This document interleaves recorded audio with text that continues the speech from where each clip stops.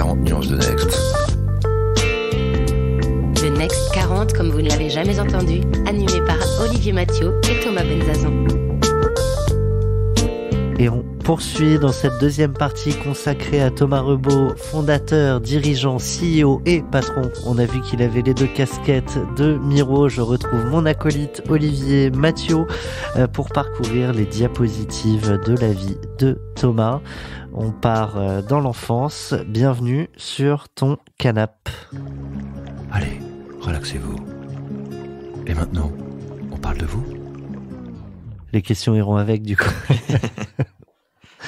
L'idée, c'est de revenir sur ce qui a construit l'homme que tu es. La stature, la carrure, on est en radio, mais on te voit très très baraqué. Mais on va commencer petit, où tu étais peut-être plus frêle. À quoi rêvais-tu, Thomas ?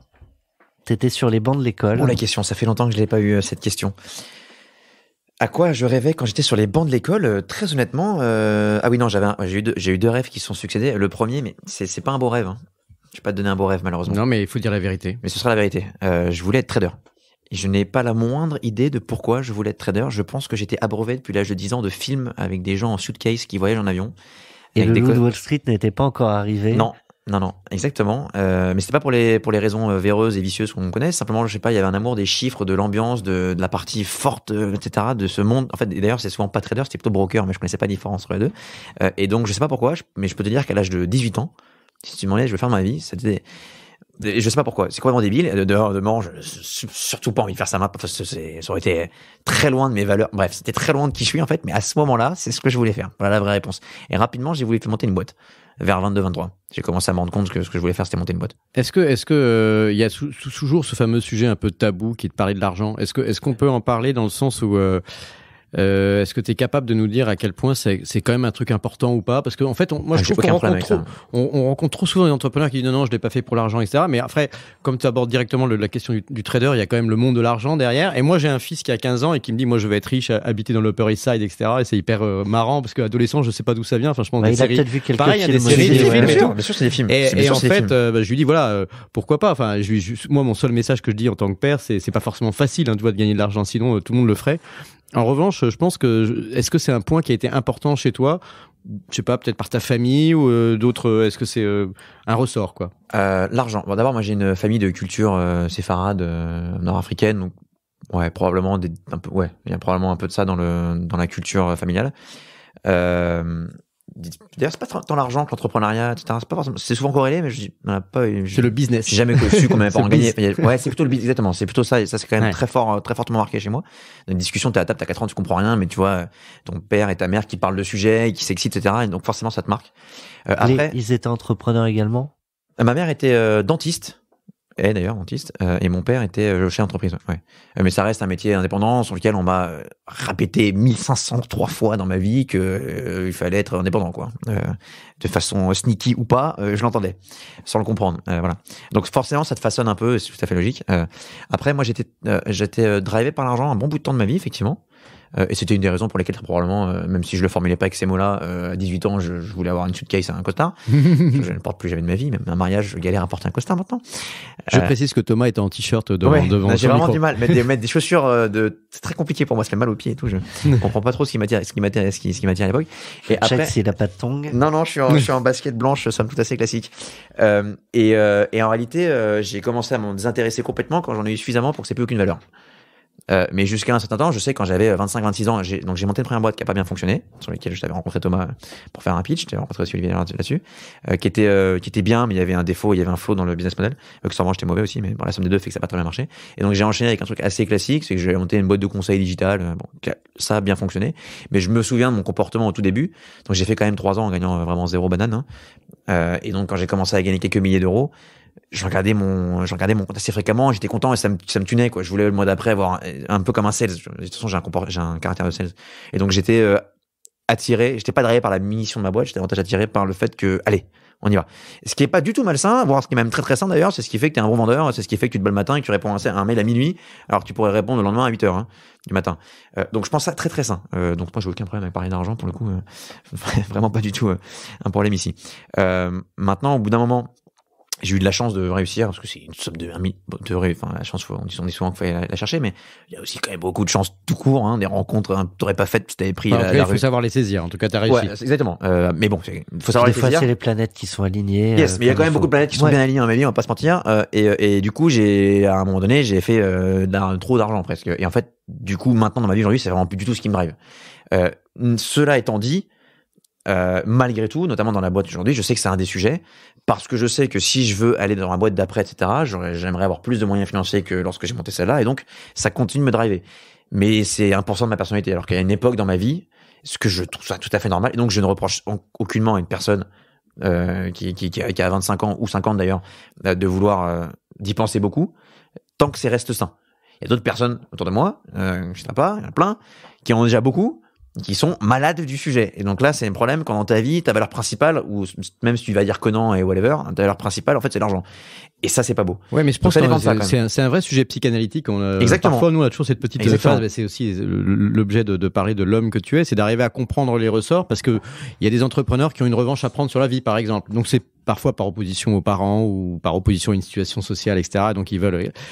Et parfois, même quand ils sont issus d'un milieu qui avait peut-être beaucoup d'argent, bah c'est aussi une opposition parce qu'on veut le faire soi-même, montrer qu'on va y arriver et pas dépendre de l'argent de la famille. Donc il y a plein de moments qui sont un peu des moments revanchards. Peut-être positif, hein, c'est constructif, mais c'est intéressant d'arriver à le comprendre parce que nous, ce qu'on essaie de comprendre, en tout cas à travers tes réponses, c'est qu'est-ce qui fait qu'on peut déclencher plus de vocations entrepreneuriales. C'est aussi l'objectif de ce podcast, d'inspirer les gens, comme les sportifs inspirent des gens pour ensuite les faire venir et s'inscrire dans les fédérations de sport, etc. Il y a beaucoup d'ego dans tout ce qui est mais dans tous les métiers t'as prononcé le mot champion tout à l'heure pour parler du Next 40, je sais pas si on a des champions, parce que bon, il n'y a pas de coupe à gagner.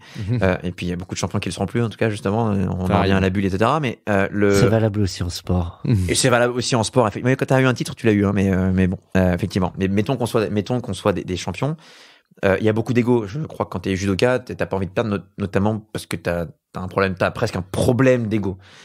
Moi, à titre personnel, je sais que j'ai un truc qui me drive, c'est l'envie d'être premier. Je ne pourrais pas dire pourquoi. Je sais pas si c'est sain ou malsain. J'y vois dans ta vie perso également. Ouais.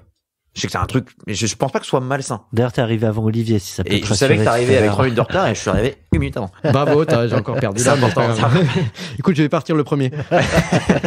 Non, mais c'est un vrai sujet. Il va se casser tout de suite. C'est un vrai sujet. Allez, bonne soirée. Non, mais c'est un vrai sujet. Je me suis déjà demandé pourquoi, parce que ça me fait aussi faire des choses bêtes parfois. Ça me fait chercher. Ça peut, l'ego, j'en ai pas beaucoup sur plein de sujets. Certains endroits, j'en ai beaucoup. Ça te fait faire des choses bêtes. Ça te fait ne pas être heureux, d'ailleurs, parfois. Parce que t'es jamais content de ce que t'as. Parce que t'as toujours l'impression qu'il y a toujours un mec au-dessus.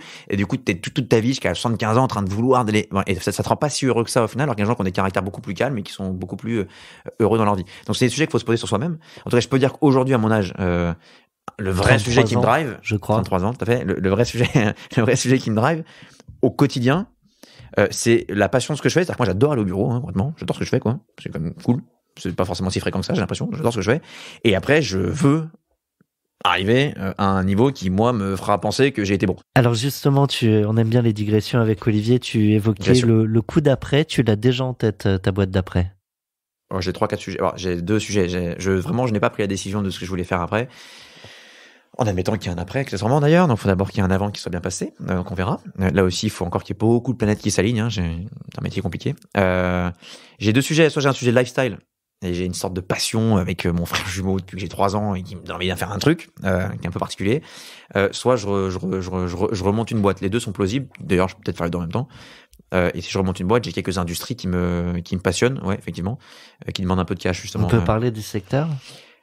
Ouais, j'aimerais vraiment rentrer dans un mélange de tech et ça sert à quelque chose pour l'humanité. Nous sommes des deux. C'est bien pour ça, d'ailleurs, que personne que j'admire. Je crois qu'il y a une personne dont je suis fan. Il y en a 2 dont je suis fan. Il y a un boxeur, parce que c'est comme tu sais, mon sport depuis longtemps.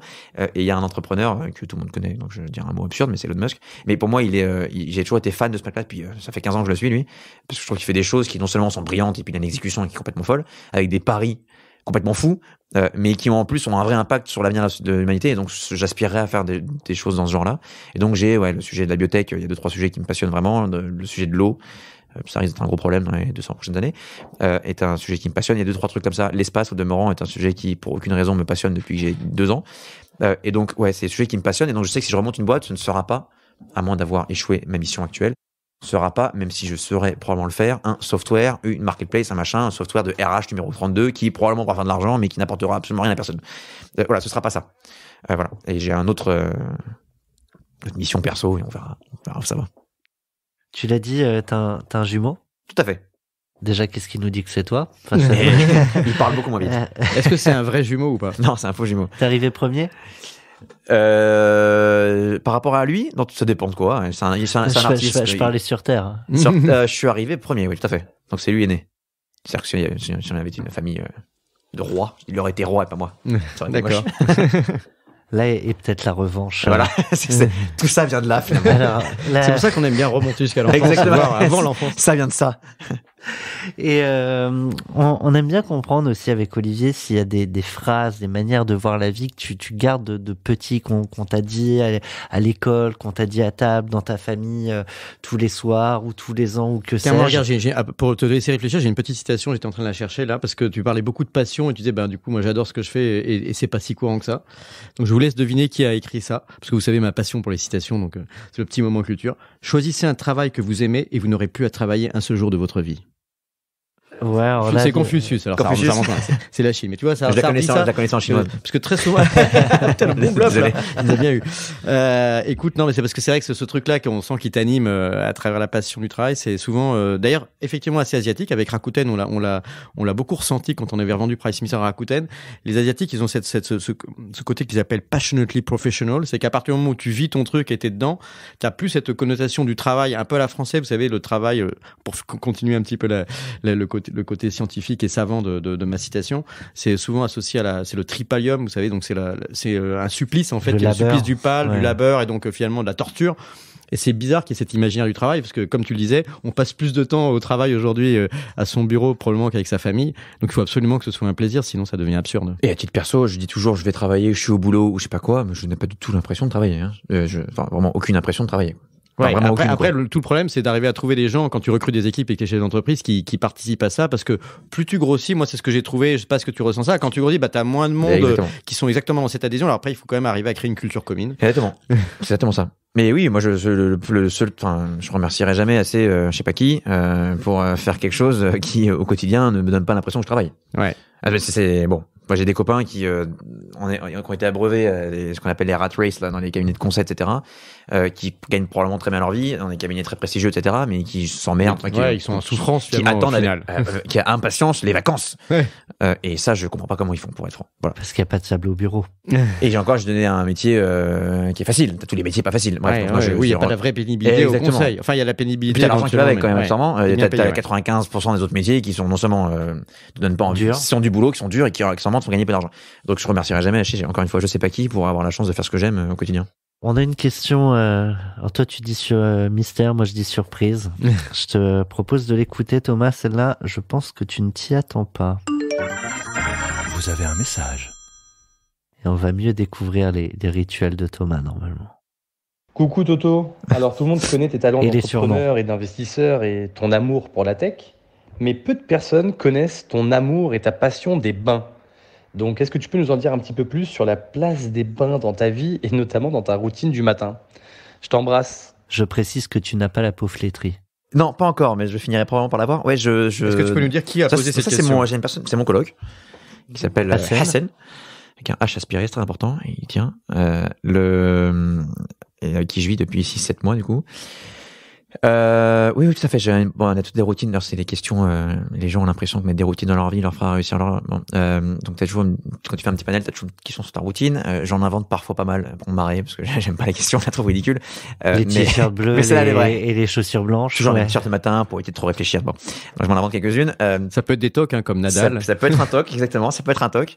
Je cours tous les matins à 6 heures. Ça. Non, par contre, je prends un bain, effectivement. Mais c'est une routine parce que c'est ce que j'aime faire. Mais c'est un endroit qui me permet de réfléchir, de méditer, etc. Donc, tous les matins, je prends un bain. C'est pas très écolo. Je sais pas si un jour, cet audio me vaudra des problèmes. Mais au demeurant, tous les matins, je reste 1 heure dans un bain et je réfléchis à plein de choses. Tous les matins. Mais absolument, absolument. D'ailleurs, quand je pars à l'étranger, il faut absolument que l'hôtel ou la maison dans laquelle je sois et une baignoire, etc. C'est un sujet très important pour moi. C'est-à-dire que tu te lèves tôt ou que tu vas plus tard au boulot? Ça veut dire que je me lève tôt. Un peu moins depuis le confinement, parce que le work from home Ça fait décaler les horaires d'une bonne heure, donc ce qui est pas désagréable d'ailleurs. Mais toi dans ta façon de travailler, t'es plutôt du matin ou plutôt du soir? Parce que les entrepreneurs travaillent souvent beaucoup, et j'ai l'impression que toi, t'as toujours beaucoup d'énergie, donc ça c'est top. Mais est-ce que t'as des horaires où tu sens que ton cerveau est plus... J'ai des problèmes on peut rentrer en détail de sommeil, mais j'ai des problèmes de sommeil, donc en réalité j'ai du mal à dormir sur des phases plus de 2 ou 3 heures. Donc je vais me coucher à 1h du matin, je vais me réveiller à 3h30, donc en général je travaille à 3h30 jusqu'à 5h30, 6h, parce que je n'arrive pas à dormir. 3 heures de truc, ça fait que mon cerveau il commence à être fatigué d'avoir réfléchi pendant 2-3 heures, je me rendors à 6h, je me réveille. En général maintenant je me réveille à 8h45, 8h30, donc c'est hyper tard. Sauf que je suis dans l'eau 1 minute plus tard et que à cet endroit-là je travaille en réalité. Je réfléchis ou je travaille directement. Donc en fait je suis. En fait Thomas a une baignoire mais qui fait 25 mètres de long. Donc en fait. Non du tout, c'est une petite baignoire mais je suis cosy, je suis bien. C'est une baignoire pour une seule personne. Mais c'est un rituel pour moi. Si je pars en vacances une semaine, un week-end, peu importe, et j'ai pas un baignoire, ça me pose vraiment un problème, quoi. C'est pour ça il a réfléchi à ça. C'était une question marrante. Moi, je rêverais aussi qu'on lance après ta question, évidemment, Thomas, si t'en as une, mais l'inspiration, respiration, parce que déjà le bain nous amène à ça, et j'ai des questions sur ce sujet. Eh ben, allez go. S'inspirer. Respirer.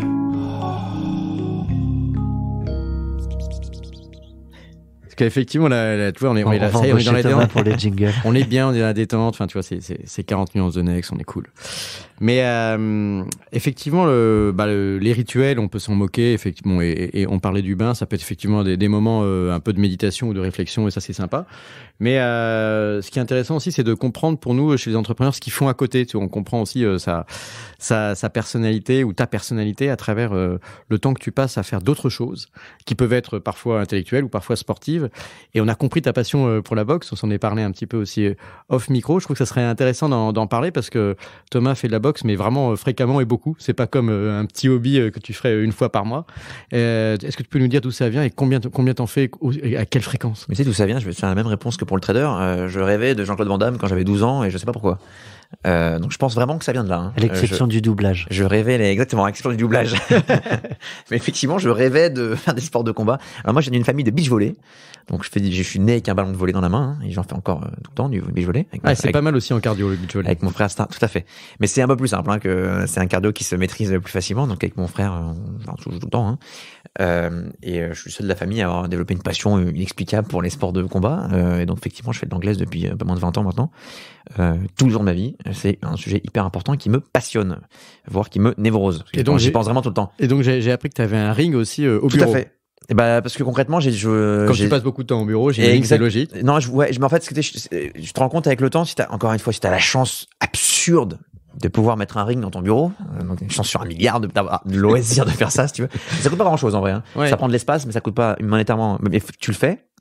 Tu gagnes un temps fou, c'est que quand tu dois partir de ton bureau, ce que beaucoup de gens peut-être qui écoutent font, faire 20 minutes de métro, enlever ta veste, ton machin, le foutre au machin, dans les casiers, t'entraîner, te doucher, etc. En fait, c'est un truc qui prend 2 heures plus. Alors que moi, en fait, je prends mon sac, je marche 12 mètres, j'ouvre ma salle, je me mets en short, en temps terminé. Mais est-ce que tu as d'autres collaborateurs Non, collaborateurs, non. J'ai déjà fait parfois quelques fois avec des collaborateurs, mais parce que je crois qu'il y a personne qui boxe chez moi, donc j'ai fait des trucs avec des personnes qui boxent séparément.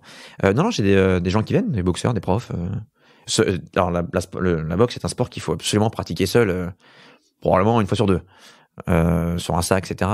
Techniquement, c'est très important. Mais non, il y a des gens qui viennent tout le temps, plusieurs fois par semaine. D'accord. Voilà, donc c'est une vraie passion. Et donc vraiment tous les jours. Ah, vraiment tous les jours, ouais. Et du coup, t'as envie d'en faire aussi de la compétition? Mais écoute, j'ai fait, je me suis entraîné, d'ailleurs je m'entraîne, mais je me suis entraîné dans le passé à des niveaux de compétition élevés en réalité. Ah oui? Mais j'ai une fragilité corporelle qu'il faut admettre, qui fait que je me blesse à peu près tout le temps. Et donc je me suis blessé tout ce que je pouvais me blesser dans ma vie. Musculaires, des musculaires, non, des côtes cassées, des genoux, des trucs, des machins. Et je pense simplement que je ne suis pas fait, même si j'ai peut-être l'esprit pour faire de la compète à haut niveau sur ce genre de sport. Donc finalement non. Il faut faire attention. Ouais.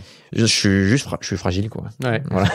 Je reviens sur ce que ça t'apporte, c'est la santé physique, c'est la santé mentale. Exemple, tu passes une journée de merde. J'ai compris que tu t'entraînais tous les jours, mais typiquement, une mauvaise journée, une mauvaise nouvelle, un sujet compliqué à négocier dans la journée, la boxe, ça te... Exactement. Alors, très honnêtement, même pour aller encore plus loin sur un truc que personne ne sait, j'avais des petits sujets de anger management quand j'étais jeune. pour une raison qui nécessite une éducation tout à fait. Donc anger, c'est la colère. Ouais. Donc j'avais des crises de colère. Ouais. Qui était un peu inexplicable, que mon coloc m'a déjà vu, etc. Sur des choses qui s'expliquaient pas trop. Là, tu parles de ton enfance ou Entre mes 13 et 20 ans. D'accord. Je m'énervais vraiment fortement, pour que ce soit parce qu'une personne faisait un geste déplacé dans un environnement boîte de nuit, je sais pas quoi, ou parce que mes parents me disaient un truc. J'avais vraiment des petites crises, quoi. Donc t'avais besoin de canaliser ton énergie aussi. Ouais, ça m'a. Et je sais que si je m'arrête 2-3 mois, ce qui m'est déjà arrivé pour cause de blessure du coup, parce que c'est assez fréquent, ça va se ressentir dans tes comportements quotidiens, dans tes réactions. Ouais. Donc j'en ai vraiment besoin. Je pourrais pas dire d'où vient ce défaut de caractère. Mais que je n'ai plus du tout, genre je suis quelqu'un d'extrêmement calme. Moi qui fais un petit peu de boxe, beaucoup moins que Thomas, mais quand je vais à la salle de boxe, je trouve en fait parfois les boxeurs disent le noble art pour parler alors c'est souvent des gens qui ont de toutes les origines sociales, qui se retrouvent souvent comme dans le sport, c'est une des vertus du sport en général, mais c'est vrai en particulier dans la boxe. On le voit bien même dans le cinéma hollywoodien autour de la boxe, il y a ce côté un peu ascenseur social, etc. Mais je trouve que les boxeurs sont des gens qui sont impressionnants physiquement, mais hyper gentils et respectueux, parce qu'ils savent aussi qu'ils peuvent se prendre une baigne à n'importe quel moment. Donc il y a une notion un peu, tu vois, de respect en fait dans la boxe qui est assez incroyable, alors qu'on peut en avoir cette caricature juste du bagarreur. Alors pas du tout. Ouais, souvent les parents détestent voir leurs enfants faire ce genre de sport. C'est pas du tout ça. Les arts martiaux de manière générale et les sports de combat, c'est pas tout à fait pareil. Développent énormément de qualités émotionnelles et toutes les valeurs type respect, etc. Il faut en faire un peu plus que 3 mois et un peu plus que sinon ça. Je vais même dire l'inverse. Je pense qu'au début, ça rend nerveux. Probablement, tout début, on a envie de... Ouais, parce que c'est un peu humiliant, quand même, honnêtement. Quand tu te prends un pain dans la gueule, c'est un peu humiliant, donc t'as envie de le redonner derrière. Exactement. Et alors qu'en fait, il faut se calmer, il faut contrôler le jeu, etc. Et puis, en fait, t'apprends à ne pas te énerver, parce qu'en fait, donc je dirais peut-être la première, voire la deuxième année, ça peut rendre nerveux, et en réalité, sur le long terme, c'est pour ça que dans les quartiers difficiles, c'est un sport, qui est magique, pour ceux qui arrivent vraiment, les professeurs qui font l'effort d'y aller sur 15 ans, et de prendre des populations entières dans les quartiers difficiles, etc. Ça vraiment, ça développe les bonnes valeurs. Au tout début, peut-être pas, encore une fois, mais non, c'est un très très beau sport. Vraiment très très beau, qui est pas compris du tout, parce que quand on regarde à la télé qu'on n'en fait pas, on voit juste du sang, on a l'impression que j'en tape dessus. Alors, pas du tout. Mais voilà, c'est vrai que moi, c'est une passion. Je sais pas si ça mène dans mon business, pour être franc. Et au demeurant, quand t'es un peu nerveux et que t'as reçu un mail très très chiant, ça permet aussi d'aller mieux. Et je profite du micro pour rendre un hommage à mon coach qui est Farid, qui est aussi parfois dans les quartiers pas les plus faciles de Marseille, qui a été un ancien champion de France et qui fait faire de la boxe à plein de jeunes. Il a plus de 150 jeunes dans son club dans le 15e arrondissement à Marseille. Et du coup, je peux témoigner du fait que quand t'embarques les jeunes sur un ring et que tu leur fais faire du sport tous les jours, et ils changent leur comportement. Ça ferait une transition parfaite pour la claque. Il y a juste une question et on passera aux claques que tu as pu prendre, Thomas, dans ta vie d'entrepreneur ou personnel. Allez, je présume, je prends les paris que t'as pas encore d'enfants. Non. Si demain tu en avais, qu'est-ce que tu aimerais leur léguer au-delà de tout l'argent que tu auras gagné? Alors ça, c'est un vrai sujet, le legs d'argent. Ouais. Je suis pas certain qu'on évolue positivement avec de l'argent entre les mains quand on est jeune. Je sais pas s'il faut aller aussi loin que ceux qui dépouillent intégralement toute leur force. Je sais pas, mais alors t'as deux sujets. Quand t'as de l'argent, c'est dans quel environnement ils évoluent. Donc même si tu te donnes rien, t'as ton enfant qui est dans un 300 mètres carrés avec 4 terrasses, 3 rooftop. Je sais pas ce que ça influe sur ton cerveau sur les 15 prochaines années. Sur l'envie de te battre, sur le... Ouais, sur ton respect d'autrui, sur la compréhension de ce que c'est. Donc c'est un vrai sujet. C'est ce que tu t'imposes de vivre dans un environnement qui est moins bien, même si il y a moyen de faire mieux pour tes enfants. C'est un vrai truc sur lequel j'ai pas encore tranché, pour être franc. Et après, tu seras en coloc avec SM. Je serai en coloc. Exactement. Exactement. Ou est-ce que, et sur le leg d'argent, pareil, je suis pas certain, ou alors faut le faire à l'âge de 45 ans quand le mec a fait sa vie. De toute façon, au demeurant, on peut espérer ne pas être mort avant qu'il est mort. Mais c'est un sujet quand même. Et du coup, la question était. Plus philosophique. Oui. Redis-moi la question. Sur l'héritage que tu as envie de léguer à sur la postérité. Qui n'est pas forcément financière, mais voilà. La partie morale. C'est des questions auxquelles je n'ai pas encore bien réfléchi. Elles sont dures. Parce que je pense pas avoir d'enfant avant bon bout de temps. Bon, il faut. Malheureusement, la génétique est mal faite, donc je peux pas faire ça tout seul. Et puis de toute façon, j'en ai pas envie. Pour pas mal de raisons. T'as le droit de dire je veux pas d'enfant. Enfin, je voudrais pas imposer le fait. Oh là, si. Non, je veux des enfants. Il n'y a pas de normes. Je vais dire comment je vois les choses. Tu sais que c'est souvent quand t'as 33 ans, etc., t'as une pression, et je vais répondre à la question après. Du coup, je reproduis les questions de tes parents. Je vais aller dire, t'as souvent des questions, les gens te mettent la pression comme si ils avaient été mieux. Alors, une question de ta maman. Ouais.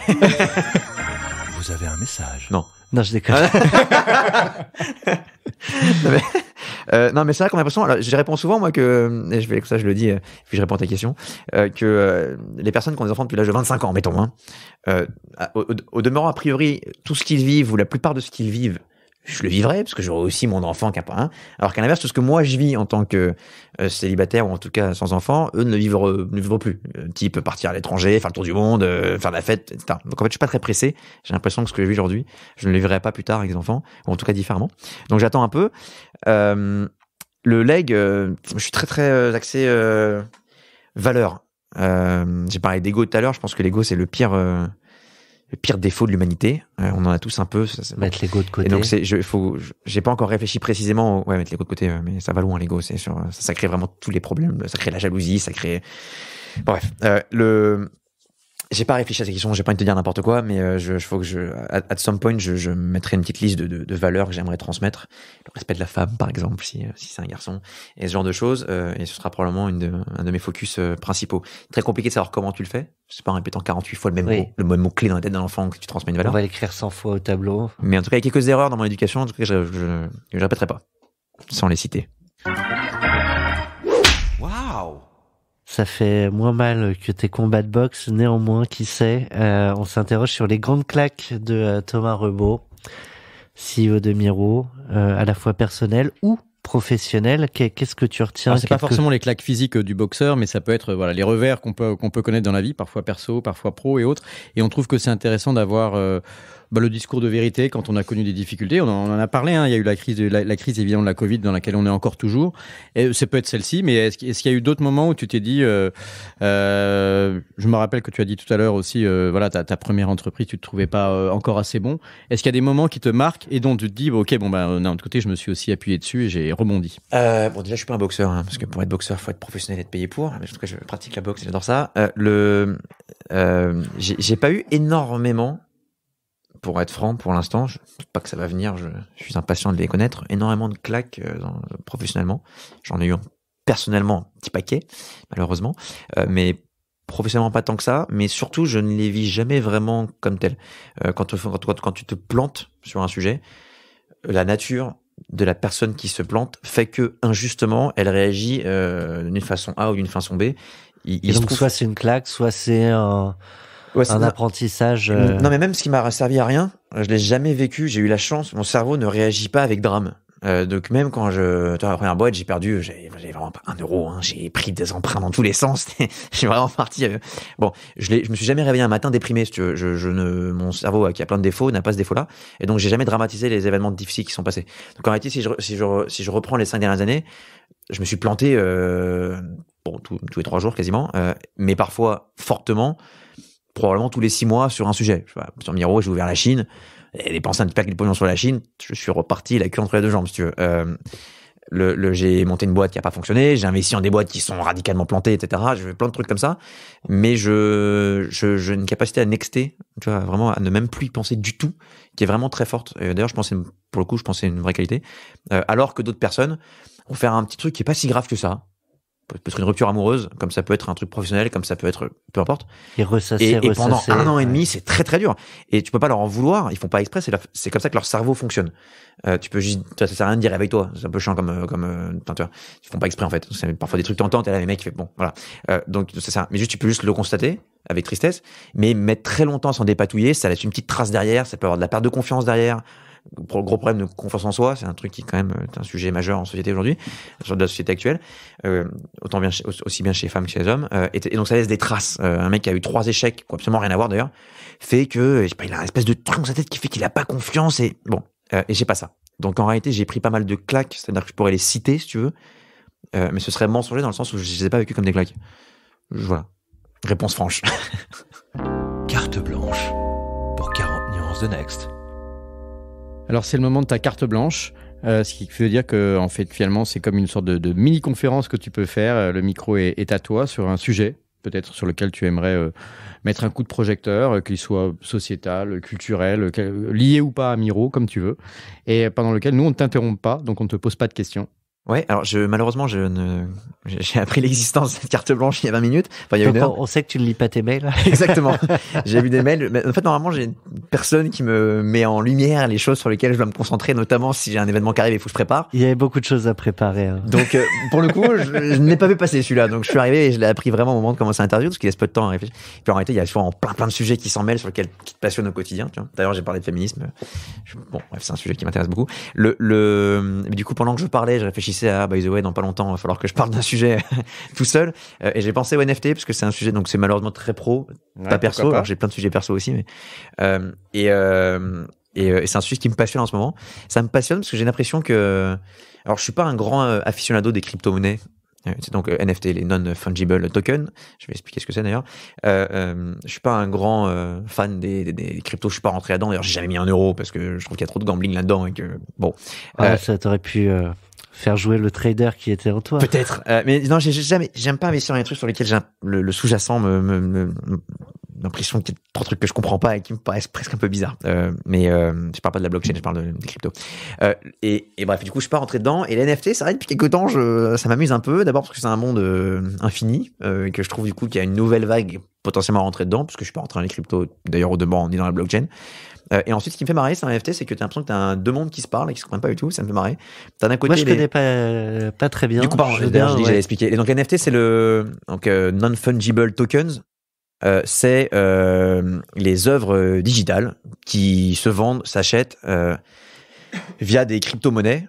Et donc, dans le mot token, c'est sur lequel tu peux retracer via la blockchain l'unicité. Donc, concrètement, c'est au lieu de vendre un tableau, tu vends une œuvre digitale, tu peux prouver qu'il n'y en a qu'une, plusieurs, en tout cas, tu peux prouver d'où ça vient. Et donc, ça vient des œuvres d'art. Et donc, ce sont la vente d'œuvres d'art digitales. Numérique, exactement. Donc ça s'appelle des NFT et c'est en train d'exploser littéralement. Au demeurant, c'est relativement normal. C'est vrai que ça fait 10, 15, 20 ans maintenant que des gens font des vrais arts graphiques, notamment si on pense qu'à des choses proches de la peinture, et qui sont pas valorisées ou pas vendables. Donc en fait, c'est plutôt une bonne chose. Maintenant, comme souvent dans ce genre de choses, il y a peut-être un petit comportement bullesque sur quelques valos. Un exemple très simple, la NBA a sorti des vidéos de 15 secondes de LeBron James qui met un panier incroyable et ils vendent cette vidéo de 15 secondes 20 000 balles.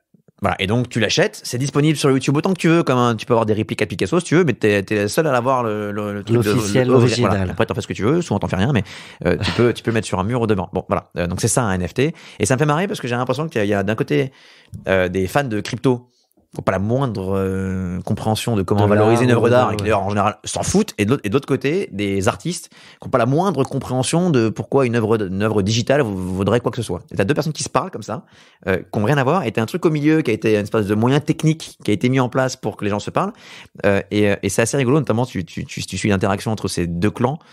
Ils ne se comprennent pas. Et voilà. Au demeurant, chez Christie's, il y a une œuvre d'art digitale, donc c'est des designs qui ont été vendus à 68 millions de dollars il y a pas longtemps. Hein. Donc il y a vraiment il y a des gros montants, ce sont des vraies œuvres. Oui, mais il y a aussi l'histoire du premier tweet, par exemple. Le premier tweet qui a été vendu plusieurs millions de dollars. Donc ça devient une œuvre d'art, c'est pas une œuvre d'art, mais l'idée de le transformer en NFT, ça le transforme en une sorte d'œuvre d'art symbolique. Ouais. Alors mais l'art parfois n'est pas beau. Cette seconde partie de podcast avec Thomas, une NFT. Mais tu peux, je sais pas la valeur du truc. Pour l'instant, stock là, peut-être que dans 20 ans ça vaudra, je ne sais pas. Pour l'instant, je doute que le prix d'achat soit très élevé. Je pense que tout va se jouer sur ton choix, Sista.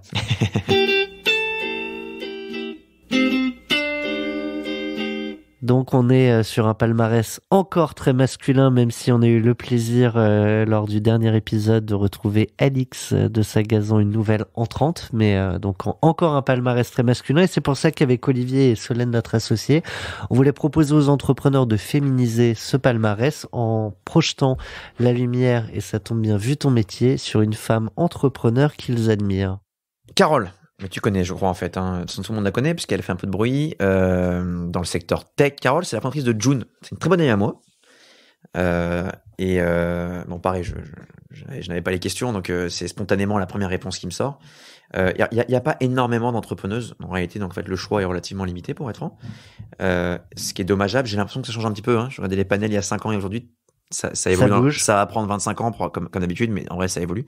Après, Carole, elle a un petit côté... elle arrive à mélanger en même temps une boîte qui, au demeurant, fait de l'ébit, ce qui est très très rare, donc on apprécie, avec un rôle de PR, c'est-à-dire qu'elle est quand même très présente, elle Carrément. doit l'être, etc. Ouais, Voilà. ouais. Avec une grossesse qui arrive à échéance. À terme. À terme, merci, je cherchais le terme. Dans très peu de temps, il me semble que c'est en mai, avec un mari, tout ça en même temps. Et une boîte qui cartonne, hein. Donc elle vend des couches bébés, hein. Ça s'appelle ouais. June.fr.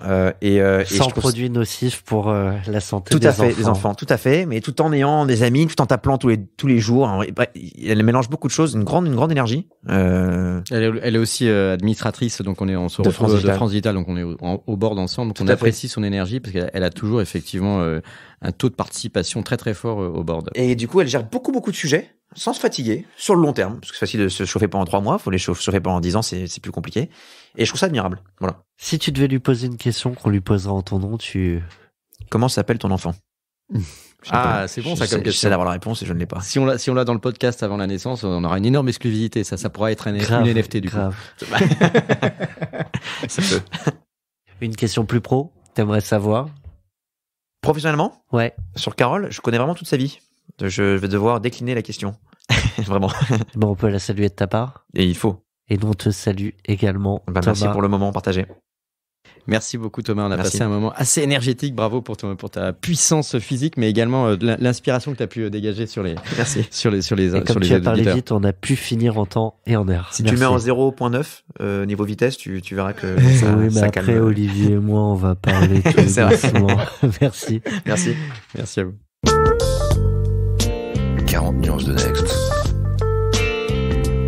Le Next 40 comme vous ne l'avez jamais entendu, animé par Olivier Mathieu et Thomas Benzazon.